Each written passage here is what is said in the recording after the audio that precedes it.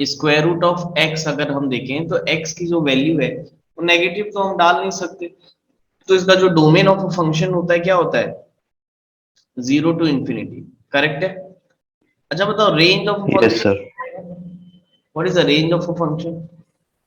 Sir same रहेगा, 0 to same infinity। रहेगा, zero से zero to zero infinity. To infinity. जब एक्स नेगेटिव डाल ही नहीं सकते तो आउटपुट भी कभी नेगेटिव मिलेगा नहीं, है ना। एक्स की value negative square root accept करता नहीं, तो आउटपुट भी कभी नेगेटिव नहीं मिलेगा। तो इसका आंसर रेंज भी हो जाएगा जीरो से इंफिनिटी। पता है इसका ग्राफ कैसे बना था? इसका ग्राफ कैसे बना था? कुछ ऐसा बनता है इसका ग्राफ, बोलो राइट और not. Yes sir. Yes sir. Yes sir. Square root of x का हमने ग्राफ कुछ इस टाइप से दिखा था। ठीक है, चलो बढ़िया। नाउ नेक्स्ट, उसके बाद हमने कौन सा फंक्शन पढ़ा है, एक्सपोनेंशियल फंक्शन सेकंड। एक्सपोनेंशियल। ठीक है, तो y इज इक्वल टू ए की पावर x। बताओ इसका डोमेन ऑफ अ फंक्शन बताना जरा। Minus minus infinity to infinity positive to infinity. Minus positive infinity. Infinity.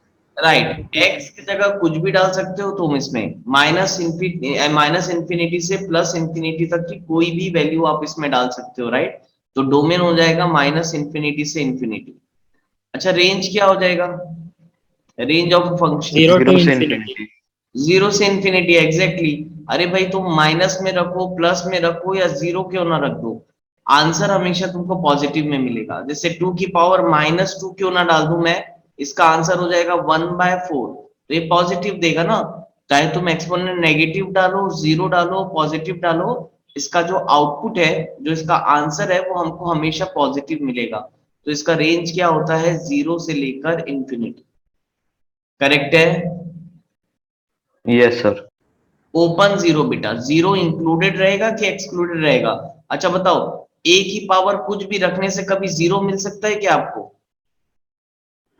No sir. Zero no नहीं, sir. Right. That is why open zero to infinity, right और not? Yes. अच्छा ये यहाँ पर square root function में आप लोग बताए नहीं, क्लोज्ड जीरो आएगा ना बेटा, yes.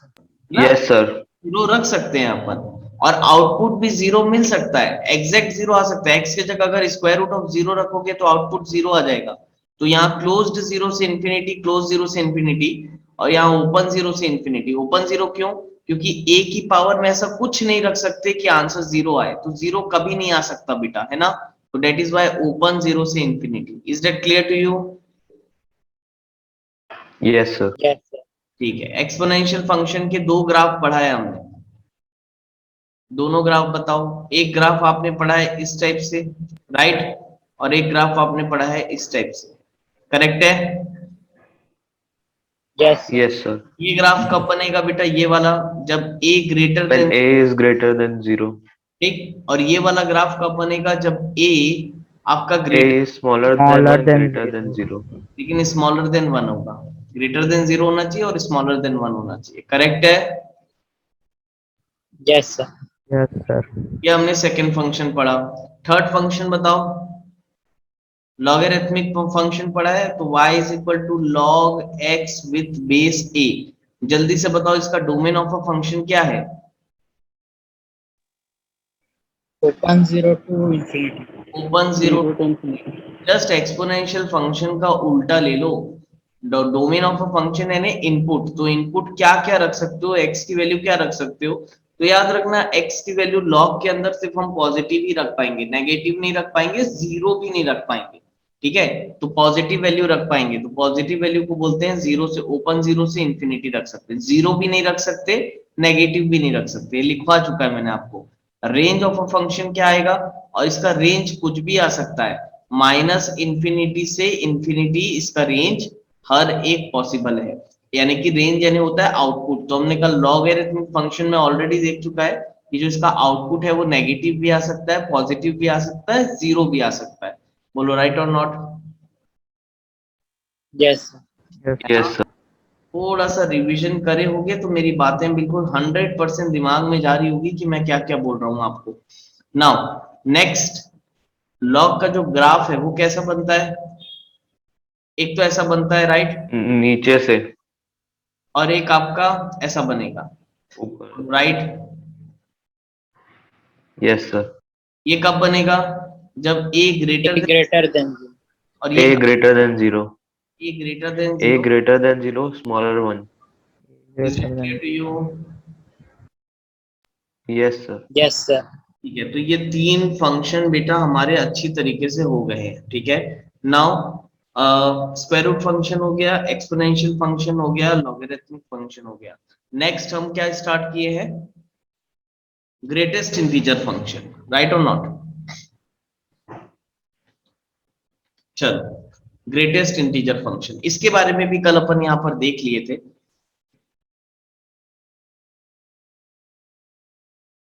Greatest integer function,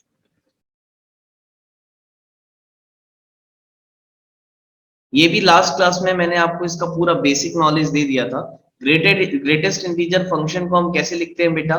F x is equal to closed bracket में एक्स, Greatest integer x. है ना, स्क्वायर ब्रैकेट में x लिखते हैं, और इसको रीड क्या कैसे करते हैं हम? ग्रेटेस्ट इंटीजर x, या ब्रैकेटेड x भी हम इसको रीड करते हैं, ठीक है। और उसके बाद मैंने आपको बता दिया था कि ये जो ग्रेटेस्ट इंटीजर फंक्शन का काम क्या रहता है, इसका काम ये है, ग्रेटेस्ट इंटीजर फंक्शन का काम ये रहेगा कि ये आउटपुट हमेशा आपको कैसा देगा? एक इंटीजर वैल्यू देगा। Integer. आउटपुट हमेशा कैसा देगा? इंटीजर देगा, राइट? इसके अंदर कुछ भी डाल दो, कोई भी रियल नंबर डाल दो,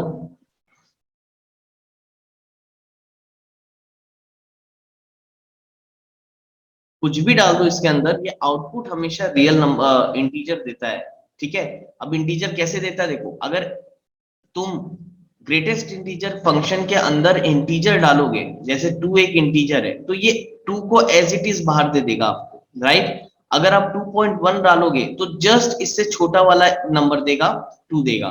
3.8 दोगे तो जस्ट इससे छोटा वाला नंबर देगा, 3 देगा। 5.7 3. डालोगे तो जस्ट इससे छोटा वाला नंबर देगा, 5 देगा, राइट? अगेन -2.1, -3.6, -5.8, माइनस में अगर आप कोई नंबर डालते हो तो जस्ट छोटा नंबर, -7 भी ले लेते हैं यहाँ पर, तो देखो जस्ट छोटा नंबर, -2.1 से जस्ट छोटा नंबर होगा -3, -3 -3. जस्ट छोटा नंबर होगा -4, -5.8 से जस्ट छोटा नंबर -6, और -7, तो ये एक इंटीजर ही है, तो ये एज इट इज लिखा जाएगा।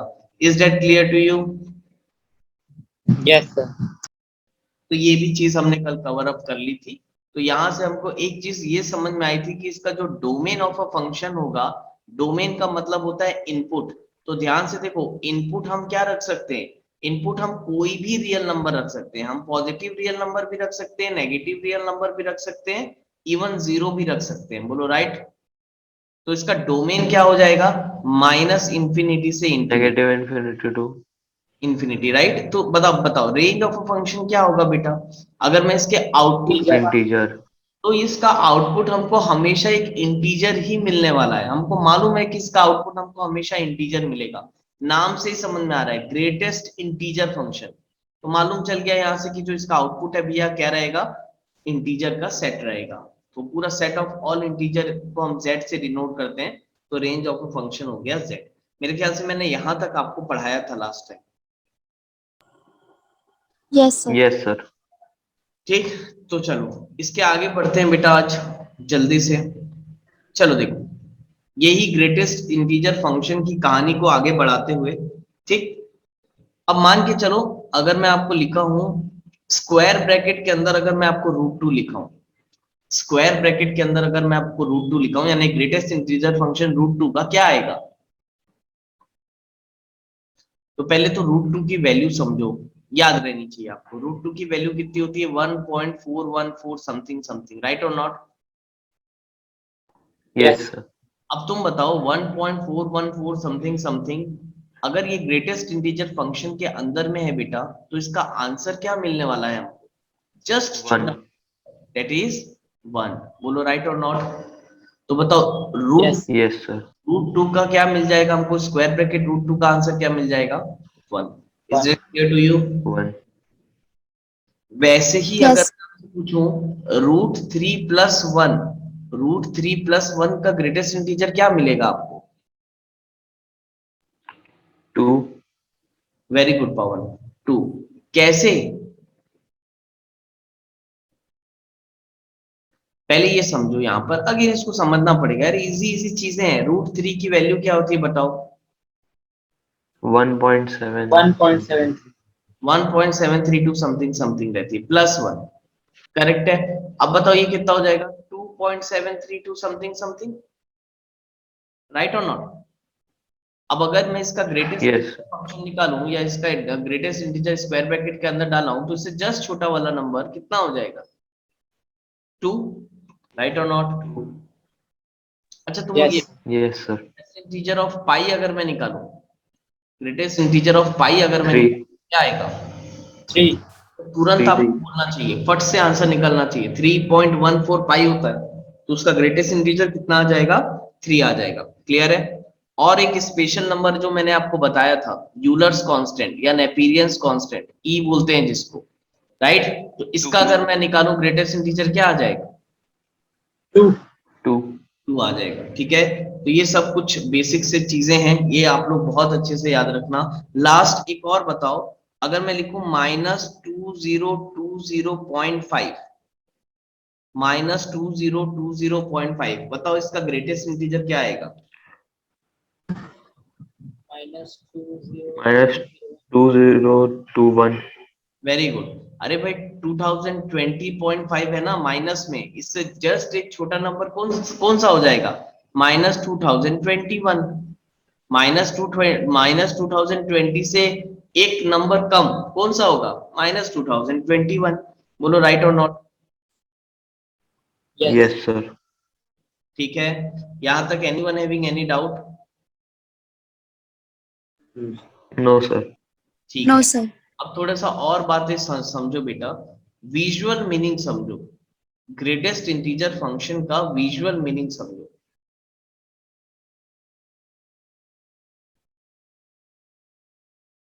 विजुअल मीनिंग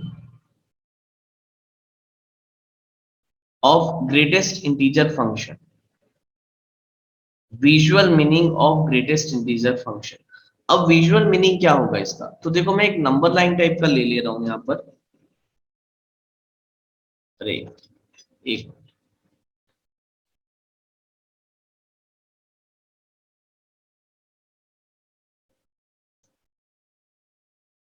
ठीक, देखो मैंने यहाँ एक नंबर लाइन टाइप की ले ली।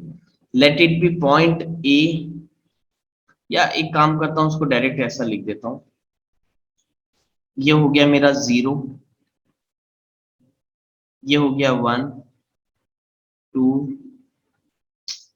एक minute, 2, 3 goes up to infinity, again -1, -2, -3 goes up to -infinity।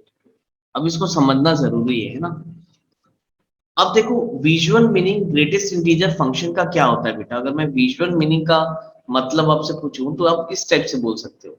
मान के चलो आपके पास एक ग्रेटेस्ट इंटीजर फंक्शन दिया हुआ है समथिंग यहाँ पर, अगर मैं ले लूं, कहीं पर भी ले लेते हैं, सपोज कर लो इधर, यहां पर आपको एक ग्रेटेस्ट इंटीजर फंक्शन दिया है x।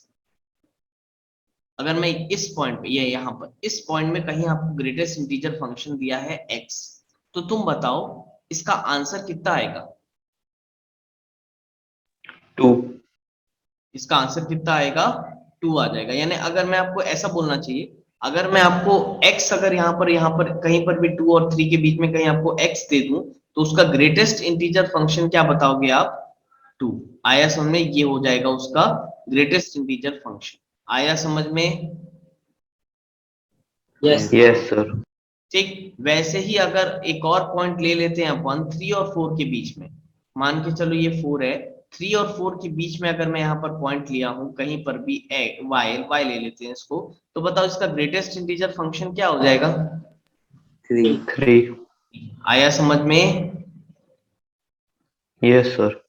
ठीक, वैसे ही बताओ अगर मैं -2 और -3 के बीच में कहीं पर ले लूं आपका एक x की वैल्यू, तो इसका ग्रेटेस्ट इंटीजर फंक्शन क्या हो जाएगा? -3. -3. छोटा वाला लेते हैं। Is that clear to you? कोई डाउट? No, sir. ठीक है, प्लीज नोट इट डाउन बेटा, आगे बढ़ेंगे फिर इसको इरेज करूंगा पूरा मैं। Note it down. ठीक है, नाउ अब ना बेटा इसका एक काम करते हैं, अपन ग्राफ देखते हैं ना। डोमेन हमने पढ़ लिया, इसका रेंज पढ़ लिया, ग्रेटेस्ट इंटीजर फंक्शन क्या होता है इसके बारे में हमको एक बेसिक आइडिया बहुत अच्छे से लग गया है। अब इसके ग्राफ के बारे में बात करते हैं, और इसका ग्राफ काफी इंपॉर्टेंट है, बहुत बार पूछ लेता है ना। तो चलो देखो यहाँ पर, तो ग्रेटेस्ट इंटीजर x, अच्छा ये इसको हम ऐसा भी बोल सकते हैं, इज द ग्रेटेस्ट इंटीजर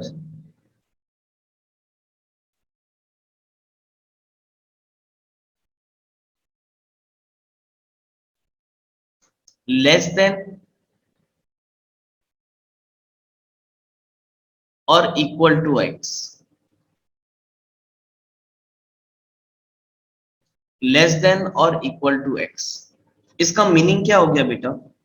अब जैसे मैंने लिखा है ग्रेटेस्ट, देखो ये ग्रेटेस्ट इंटीजर फंक्शन को हम, अगर मैं इसका टेक्निकल डेफिनेशन बताऊं आपको, एकदम प्रॉपर डेफिनेशन बताऊं, तो हम उसको ऐसा डिफाइन कर सकते हैं कि greatest integer x is the greatest integer less than और इक्वल टू x। इसका मीनिंग मैं आपको यहाँ पर समझाता हूँ, देखो इसका मीनिंग क्या हो जाएगा। अब मान के चलो, अगर मैं बोलूं कि ग्रेटेस्ट इंटीजर 2.1 है, x के जगह मैं 2.1 रख दिया, तो इसका मतलब समझना, एक चीज तो हम जानते हैं कि अगर ये ग्रेटेस्ट इंटीजर फंक्शन के अंदर 2.1 लिखा है, तो इसका आंसर क्या हो जाएगा, ये 2.1 से जस्ट छोटा वाला इंटीजर। बोलो राइट और नॉट? Yes. तो अब एक Yes, चीज sir. बताओ, अगर मैं 2.1 से छोटे वाले सारे इंटीजर देखना चाहूं, तो 2.1 से छोटे कितने इंटीजर होते हैं बेटा? तो 2.1 से छोटे कितने इंटीजर होंगे? 2 होगा, 1 होगा, 0 होगा, -1, -2 गोज अप टू इंफिनिटी। बोलो राइट और नॉट? अगर Yes, मैं sir. Yes, 2.1 sir. छोटे इंटीजर देखूं, 2.1 से पीछे वाले इंटीजर देखूं, तो ये सारे के सारे जो इंटीजर हैं ये 2.1 से छोटे हैं। ठीक है, अब इन सारे छोटे इंटीजर में जो सबसे ग्रेटेस्ट वाला इंटीजर है बेटा, ये सारे छोटे इंटीजर्स में जो सबसे ग्रेटेस्ट वाला इंटीजर है, वो इसका आंसर होता है। जैसे 2.1 का आंसर 2 क्यों होता है?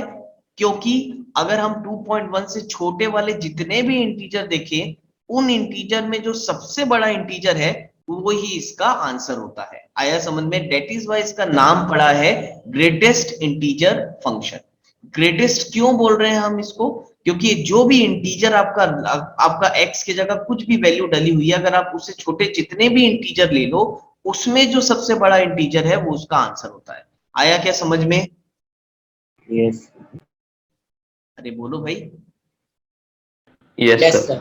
अब मैं जैसे बोलूं 4.8, अब मैं तुमसे पूछूंगा बेटा 4.8 से छोटे कितने इंटीजर होते हैं, तो तुम बोलोगे अरे सर 4 भी होता है, 3 भी होता है, 2 भी होता है, 1 भी होता है, ये क्या पूछ रहे हो आप, है ना? तो 4.8 से इतने सारे छोटे बहुत सारे इंटीजर मिलेंगे हमको। अब मैं आपसे बोलूंगा कि इन इंटीजर में सबसे ग्रेटेस्ट इंटीजर कौन सा है, तो तुम बोलोगे 4 सबसे बड़ा है इन सब में। तो जो 4 सबसे बड़ा है तो वही इसका आंसर होता है। That is why it is known as a greatest integer function. Is that clear to you? Yes, sir. Yes, sir. ठीक है, वैसे ही माइनस वाले में भी बेटा, माइनस वाले में भी मैं आपको एक आधी एग्जांपल दे देता हूं। जैसे कि -2.6 ले लो। अब मैं आपसे पूछूंगा कि -2.6 से छोटे कितने इंटीजर होते हैं, तो -2.6 से जरा छोटे इंटीजर ढूंढने जाओगे तो क्या मिलेगा? -3, -4, -5, -6 गोज अप टू इंफिनिटी। यही मिलते जाएंगे आपको इंटीजर। अगर -2.6 से छोटे इंटीजर ढूंढोगे तो यही मिलेगा कि नहीं मिलेगा? Yes, sir. और इनमें से Yes, जो sir. सबसे बड़ा है वो कौन सा है? -3। तो -2.6 -3. कितना हो जाता है? -3। That is why it is known as a greatest integer less than और इक्वल टू x। अच्छा, लेस देन और इक्वल टू, लेस देन का मतलब तो मैं समझा दिया, सब स्मॉलर इंटीजर्स में भी ग्रेटेस्ट वाला रहेगा।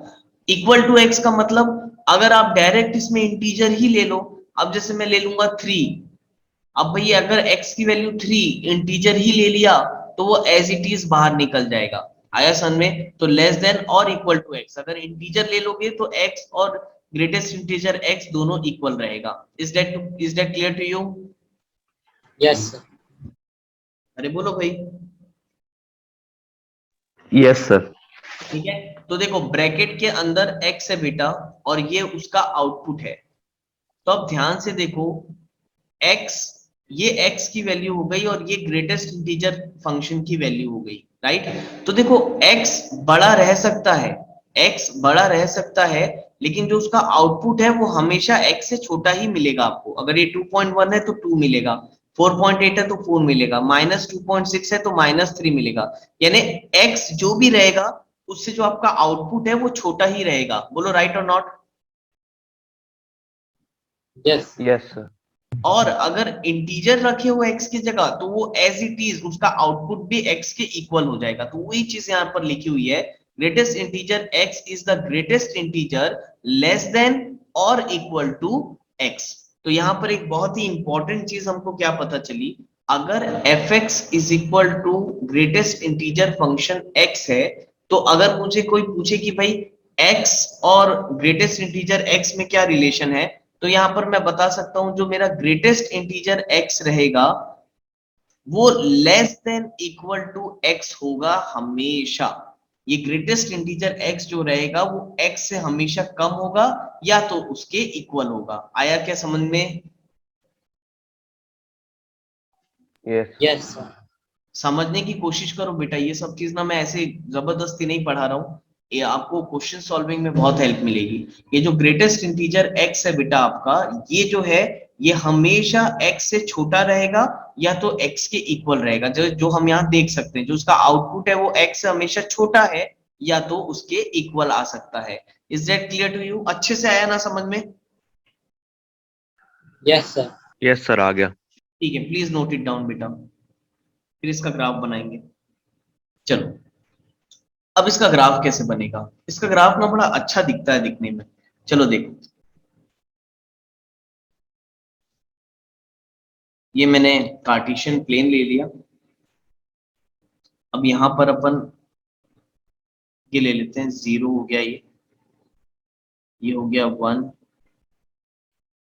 2 3 4 5, अगेन -1 -2 -3 -4, अगेन ये 1 2 3 4,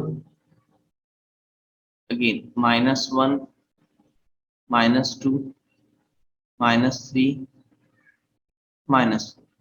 क्लियर है? चलो अब देखो कैसे बनेगा। अब बेटा इसका ना पहले ना बिहेवियर को समझना पड़ेगा। ग्राफ बनाने के लिए बिहेवियर को समझना बड़ा जरूरी है, बिना उसके समझ में नहीं आएगा। चलो देखो यहाँ पर इसके बिहेवियर को समझते हैं। अच्छा तुम एक चीज बताओ, मेरा ये एक फंक्शन हो गया fx is equal to greatest integer function x, ये हो गया मेरा। अब मैं एक काम करता हूँ, इसका बिहेवियर देखने के लिए x की वैल्यू को पुट कर करके देखते हैं कि उसका कैसे कैसे आउटपुट आता है। चलो एक चीज बताओ, अगर मैं x की जगह 0 रखूंगा तो मेरा आउटपुट क्या आएगा? 0.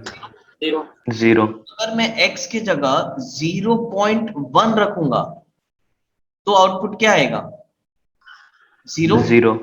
x की जगह अगर 0.5 रखूंगा तो भी आंसर क्या आएगा? 0। 0. अगर x की जगह 0. 0.9 रखूंगा तो भी आंसर कितना आने वाला है? बोलो भाई। 0. 0। और अगर x की जगह 0.9999 भी रखेंगे तो भी आंसर क्या आएगा? 0. 0। बोलो राइट और नॉट? 0. है ना? और जैसे ही मैं x की वैल्यू 1 रख दूंगा बेटा तो मेरा आंसर क्या आ जाएगा? 1। राइट? 1. इस चीज को ना थोड़ा सा ध्यान से समझना आप लोग। देखो ग्राफ में देखो सबके सब। अब देखो अगर x की वैल्यू 0 रखा है मैंने, देखो x को अगर 0 रखा है तो आउटपुट भी 0 मिला है। तो मेरा पहला पॉइंट तो यही हो गया 0,0। ठीक है, क्योंकि अगर x 0 है तो y भी 0 है। बोलो राइट और नॉट? अरे भाई बोलो। Yes, sir. है ना? ये पूरी वैल्यूज x की हैं बेटा, है ना? ये पूरी वैल्यू x की है आपकी और ये जो पूरी वैल्यूज हैं ये y की हैं। ये x की वैल्यूज डाला हूं, ये जब आउटपुट जो मिला है ये आउटपुट को हम y बोलते हैं। ठीक है, तो अब देखो जैसे ही मैं x 0.1 रखा, देखो 0 से जस्ट थोड़ा सा आगे 0.1 रखा, आउटपुट क्या मिला 0। 0.5 रखे, आउटपुट क्या मिला 0। 0.9 रखे यहाँ पर, तो भी आउटपुट कितना मिल रहा है 0। 0.99999 1 के जस्ट बाजू में भी रखें तो भी आउटपुट हमको क्या मिल रहा है 0। तो यहां तक पूरा ऐसा जाएगा, बोलो राइट और not. Yes Yes, sir. sir. की वैल्यू रखते जाओ, y तुमको 0 ही मिलेगा, y बढ़ ही नहीं रहा है, y 0 का 0 ही है, x रखते जाओ, इनफिनाइट पॉइंट्स रख दो इसके बीच में, आपको आउटपुट हमेशा 0 मिलेगा। लेकिन जैसे ही आप 1 रख दोगे बेटा, जैसे ही 1 रख दोगे, तो 1 रखने से हमको आउटपुट क्या मिल रहा है 1। अरे बोलो भाई, 1. 1 रखने से आउटपुट क्या मिल जा रहा है 1। तो 1 रखने से आउटपुट हमको सीधा यहाँ हम पहुंच जाएंगे, 1 रखने से हमको आउटपुट क्या मिल रहा है 1। अगेन चेक करो जरा, अब तुम बताओ अगर मैं 1.5 डालूंगा तो आउटपुट कितना मिलेगा 1। 1. 1.9 डालूंगा तो भी आउटपुट कितना मिलने वाला है 1। यानी 1.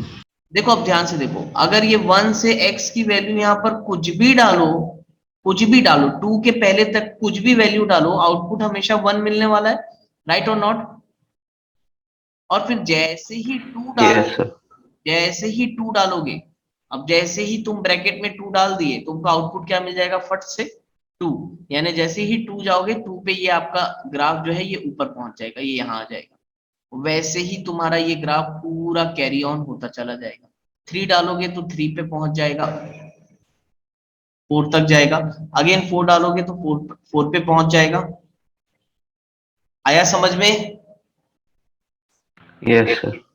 अरे बोलो भाई, बाकी सब लोग भी बोलो, आया कि नहीं Yes, sir. आया यहाँ तक? Yes, sir. ठीक, अच्छा, चलो, अरे कौन गया, अच्छा लिथराज।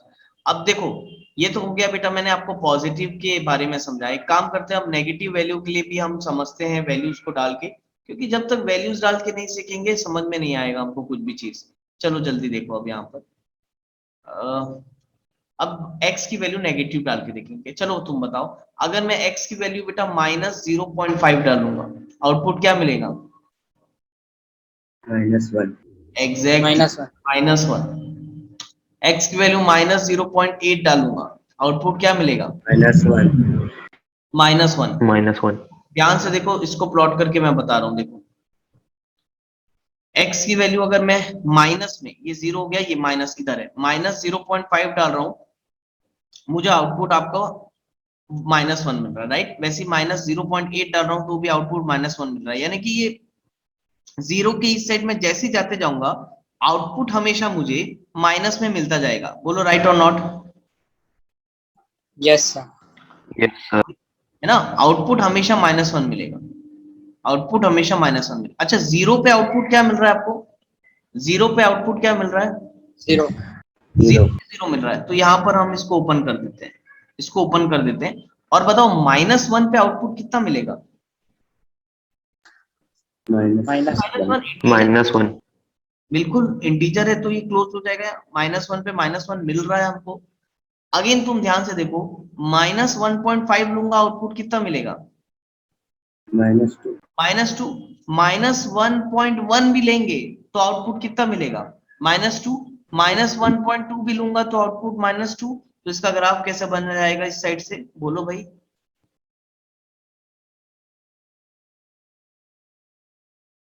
आ रहा है क्या समझ में? Yes, sir. Yes, sir. इस टाइप का ये ग्राफ बनता चला जाएगा। आ रहा है समझ में? देखो यार, यस सर, आ गया।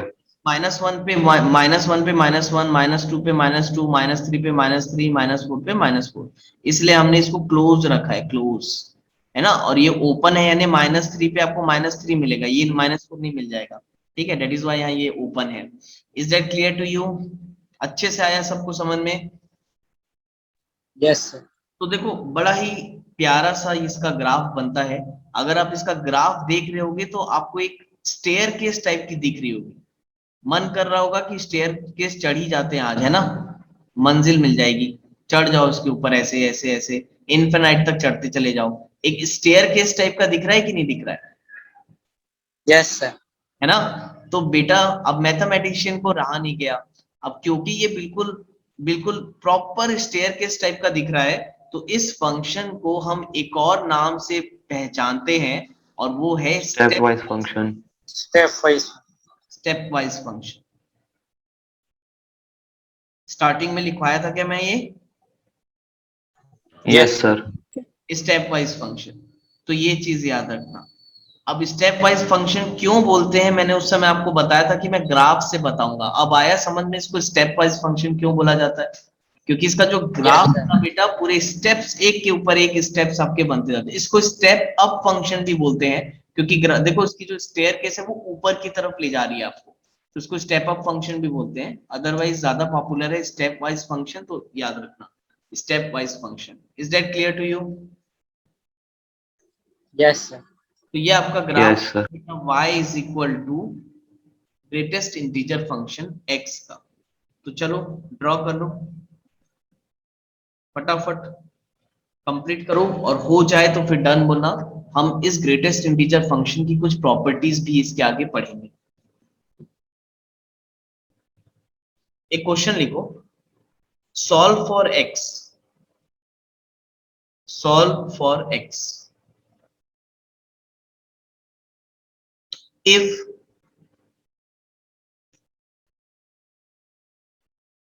greatest integer of greatest integer of greatest integer of greatest integer x plus x plus x is greater than 70, where ये जो स्क्वायर ब्रैकेट है it denotes greatest integer function. चलो सॉल्व करो, देखते हैं सॉल्व हो पाता है तुमसे, नहीं हो पाता है। 3 बार है, 1 मिनट।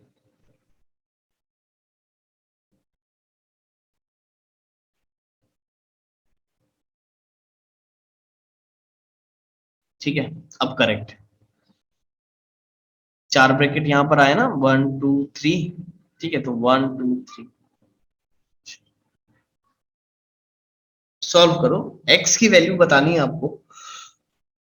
x की वैल्यू क्या हो सकती है? एक x की वैल्यू 1 आएगी, 1 से ज्यादा आएगी, कितनी आएगी, क्या आएगी, क्या आपको मुझे बताना है। चलो बताओ, x की वैल्यू निकाल के बताओ।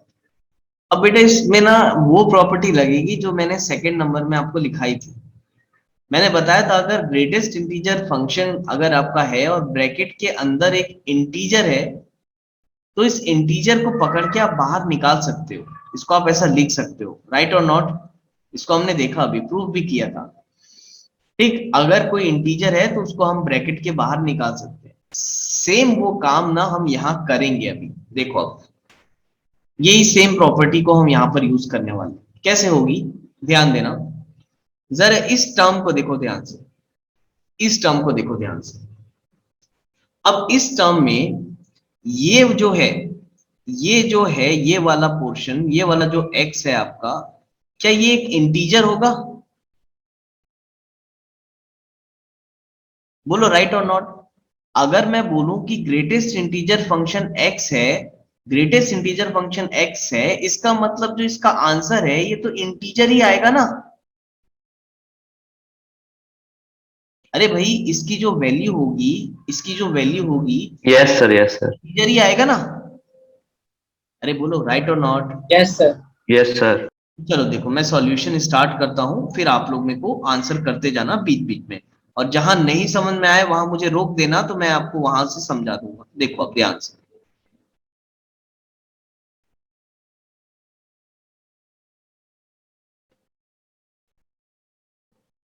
अब देखो बेटा ध्यान से देखो, एकदम स्टेप बाय स्टेप समझा रहा हूं।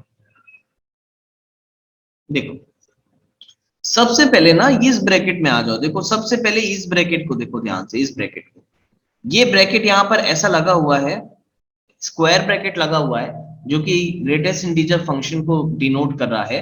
तो तुम बताओ इस स्क्वायर ब्रैकेट के अंदर दो चीज दिख रही है हमको, एक x plus again greatest integer function x plus greatest integer function x। तो तुम बताओ क्या ये जो वैल्यू यहां पर दिख रही है तुमको, ये x तो वेरिएबल हो सकता है, ये कुछ भी हो सकता है, ठीक है, लेकिन ये वाला जो पोर्शन है इस स्क्वायर ब्रैकेट के अंदर का, ये वाला जो पोर्शन है, क्या ये एक इंटीजर होगा? Yes, sir. Yes, sir. x अपने काबू में नहीं है भाई, है ना, x हमारे काबू में नहीं है, x कुछ भी हो सकता है, लेकिन ये जो है ये x के बाहर स्क्वायर ब्रैकेट लग गया है, तो इसका मतलब ये तो 100% है कि भाई इसका आंसर तो इंटीजर ही आने वाला है, यानी ये एक तरीके का इंटीजर ही लिखा हुआ है, बस तरीका अलग है। अब बताओ मैं अगर इसको इंटीजर बोल दूंगा तो क्या मैंने कुछ गलत बोल दिया क्या? सही बात तो है, इसका जो आंसर है वो इंटीजर ही तो आएगा, तो ये एक तरीके का इंटीजर है, राइट और नॉट? और हमने Yes, sir. प्रॉपर्टी क्या सीखी? Yes, sir. और हमने अगर प्रॉपर्टी अभी क्या सीखा बेटा, कि अगर ये x प्लस कोई इंटीजर रहता है तो उसमें से हम इंटीजर को बाहर ले जा सकते हैं, राइट और नॉट? इसको ऐसे लिख सकते हैं, बाहर खींच के निकाल दो। तो सेम हम वही काम करेंगे, एक काम करो, अगर ये इंटीजर है तो ये सारे ब्रैकेट्स में से इसको खींच के बाहर निकाल लो, फर्क नहीं पड़ेगा, ये चीज ऑलरेडी हमने अभी प्रूफ की थी। तो एक काम करो, इस ये वाला जो x है इसको बाहर निकाल लो खींच के, तो बताओ क्या आ जाएगा? यहां पर आएगा, ये वाला जो इंटीजर है ये इसको मैंने खींच करके बाहर निकाल लिया, तो बताओ क्या बचेगा? ब्रैकेट, ये अगर इसमें से बाहर निकल गया तो इसमें ये दोनों ब्रैकेट में बस यही बच गया, राइट और नॉट? Yes, sir. ना, तो ये बच गया x, ठीक है, एक मिनट, यहां पर ये बच गया x। अगेन देखो, ध्यान से देखो, हाँ मैं समझा रहा हूं। अब अगर मैंने इसको यहां से बाहर निकाल दिया, इसको यहां से बाहर निकाल दिया, तो इस ब्रैकेट में यही बच जाएगा ना, तो उसको मैंने ऐसा लिख दिया, देखो ये क्लियर है। और ये वाला जो प्लस Yes, एक्स, sir. ये आ जाएगा प्लस एक्स, बोलो क्लियर है? Yes, sir. Yes, sir. Then 17, ठीक है, मेरे ख्याल से क्लियर होगा अब आपको, मैं यहां लिख देता हूं फिलहाल x, ठीक। अब देखो फिर से बेटा,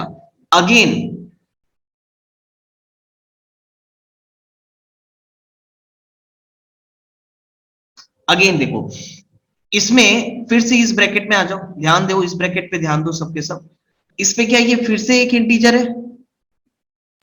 Yes, sir. फिर से इसको खींच के बाहर लेके आओ, बिल्कुल इसको पकड़ खींच के बाहर लेके आओ जबरदस्ती, तो बताओ ये क्या हो जाएगा? एक मिनट, x प्लस x, ये बाहर आ जाएगा, इसको पकड़ के बाहर लाएंगे तो प्लस x, अगेन बताओ क्या बचेगा?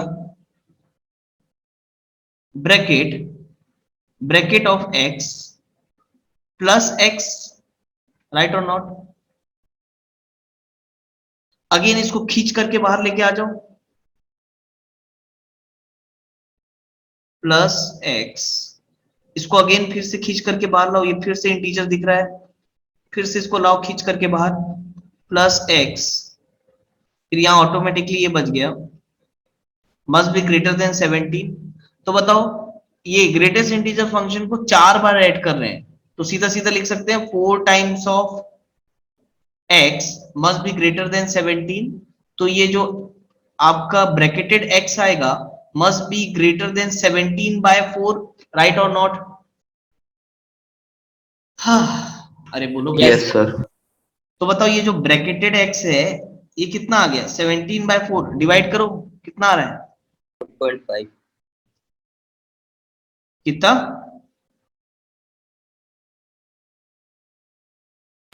2.5. है? Hey, sorry. क्या 2.5? क्या बोलते हो यार, 4 4 तो 16, 4.25. 4.2 सब, 25. अच्छा 25 एग्जैक्ट आ रहा है, जो भी है 4.25 आया, ठीक है। अब ये देखो, ये ब्रैकेटेड x बेटा ग्रेटर देन 4.25 आया। अब पहले तुम ये बताओ मुझे, ये ब्रैकेटेड x है ना, ब्रैकेटेड x का मतलब क्या हुआ? ये ग्रेटेस्ट इंटीजर फंक्शन है। अब तुम बताओ greatest integer function greater than 4.5 का मतलब आंसर क्या आ जाएगा? x क्या? 5. x is greater than equal to 5, आया समझ में? Yes, sir. Yes, sir. Greater than का साइन है ना बेटा, तो अगर 4.25 से एक छोटा नंबर मैं पकड़ू, 4.25 से एक छोटा, अच्छा ये ग्रेटर देन 4.25 बोल रहा है, ग्रेटर देन 4.25 बोल रहा है, तो उससे एक बड़ा नंबर लेना पड़ेगा। तो 4.25 से नेक्स्ट बड़ा इंटीजर कौन सा है? 5 है, बोलो भाई, Yes, sir. है ना? Yes, sir. 4.25 से नेक्स्ट बड़ा नंबर अगर हम देखेंगे, इंटीजर नंबर देखेंगे तो 5 है, तो आपका x क्या हो जाएगा बेटा? x should be greater than equal to 5। अच्छा x greater than equal to 5 क्यों आ रहा है? इसको भी एनालाइज करना पड़ेगा, है ना? इसको मैंने डायरेक्ट लिख दिया, इसको एनालाइज करना पड़ेगा। अब जरा देखो ध्यान से, इसमें बोला था x 4.25 से बड़ा होना चाहिए, ठीक है? अब ये मालूम है हमको ये इंटीजर है, तो अगर हम जस्ट इसके बड़ा इंटीजर देखेंगे तो 5 मिलेगा। अब देखो तुम कुछ भी डाल दो, अच्छा तुम बताओ अगर मैं x की जगह, ये x की जगह 5 डालूंगा, आंसर क्या मिलेगा? 5? अरे बोलो भाई, Yes, sir. ठीक है? अब बताओ अगर मैं x की जगह 5.2 डालूंगा तो आंसर क्या मिलेगा? 5। अगर मैं 5.7 डालूंगा तो भी आंसर क्या मिलेगा मुझे? 5। अगर मैं 6 डालूंगा तो मुझे क्या मिलेगा? 6। तो बताओ यहाँ x क्या हो जाएगा बेटा? ये जो x की वैल्यू यहाँ लिखा हूं मैंने, x क्या हो जाएगा? x हो जाएगा आपका ग्रेटर देन और इक्वल टू 5। 5 भी आ सकता है और 5 से बड़ा भी हो सकता है। Is that clear to you? ये जो x है, ये x Yes. आपका, ये जो x है ये या तो 5 होगा या 5 से बड़ा होगा। क्यों? आप रख के देखते जाओ, आपको आंसर इंटीजर मिलता चला जाएगा। अरे भाई आया समझ में? Yes, Yes, sir. sir. ठीक, यानी पर यहां पर ये जो ब्रैकेट x ग्रेटर देन 4.25 का मतलब 4.25 से बड़ा वाला इंटीजर, तो 5 से आना चालू हो जाएगा इसकी वैल्यू। इसकी वैल्यू 5 आ सकती है, 6 आ सकती है, 7 आ सकती है, तो इन्फिनाइट टाइम्स इसका इन्फिनाइट आ सकता है इसका आंसर, यानी 5 6 7 ये इन्फिनाइट आ सकता है। 4 से बड़ा इंटीजर 5 6 7 8 9 10 चलता चला जाएगा। लेकिन x की वैल्यू क्या होगी? तो x की वैल्यू क्या क्या हो सकती है? 5 हो सकती है, 5.1 हो सकती है, 5.2 हो सकती है, 5.3 हो सकती है। 5 से बड़ा कोई भी नंबर ले लो, तो x का वैल्यू हम क्या बताएंगे? It is greater than equal to 5। Is that clear to you? Yes, sir. Yes, sir. अच्छा लगा क्वेश्चन? ठीक, तो चलो आज के लिए अपन इतना ही करते हैं। होपफुली आप लोग को यहाँ पर अच्छे से आया होगा समझ में, ग्रेटेस्ट इंटीजर फंक्शन क्या होता है, उसकी प्रॉपर्टी क्या होती है, उसका ग्राफ क्या होता है, ये सब चीजें आप लोग अच्छे से याद रखोगे बेटा। क्लियर है? Thank you class, have a nice day बेटा, कल मिलते हैं। ठीक है।